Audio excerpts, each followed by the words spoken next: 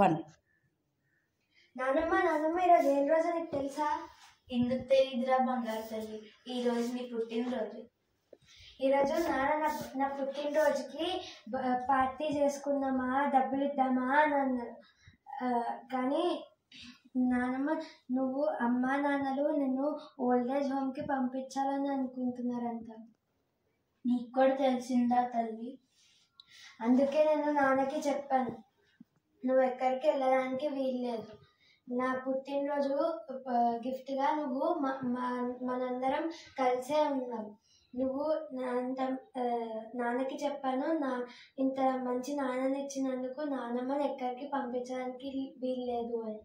నానమ్మ ఉంటే పురాణాలు మంచి చెడు విషయాలు అన్నీ చెప్తుంది అని.